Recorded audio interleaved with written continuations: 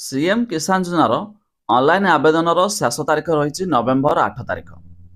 तेबे जदि आपणकर भूमिहीन नाम रही भूमिहीन चाषी केमिति करेंगे जहाँ आम भिडियो माध्यम जाना शेष पर्यंत देखूँ। सीएम किसान योजन जोड़ी पारे चाषी नूतन हिताधिकारी माने सीएम किसान पोर्टाल जो रही cmkisan.odisha.gov.in रे पंजीकरण करें। अब ये पंजीकरण अवधि नवेम्बर 8 तारीख पर्यंत रखाई। तेबे योजना माध्यम चाषी भाई भौणी माने 2000 टंका लेखाए दुईटी किस्ती वार्षिक 4000 टंकार आर्थिक सहायता पाइपर बोली संसदीय व्यापार मंत्री डॉक्टर प्रकाश महालिंग सूचना देइछन्ते।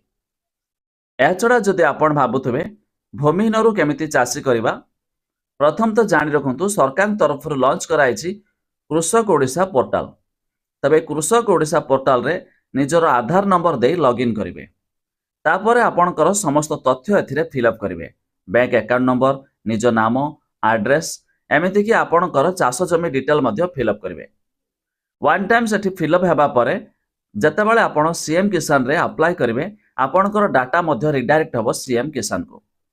तेबे सेठी आपण चाषी बोली जड़े अपडेट आसीजिवो जहा फल अप्लाई कले चाषी शो कराइबो। तापर सरकार तरफ जेतेबेले टंका आसीबो वार्षिक दुईटी किस्ती 2-2-4000 आपण भी पाइपर।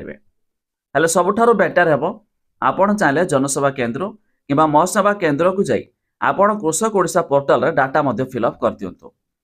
एमिति कि सीएम किसान रे रजिस्टर कर दियंतु जहाको आपण सबुठारु सुविधार होय पारिबो।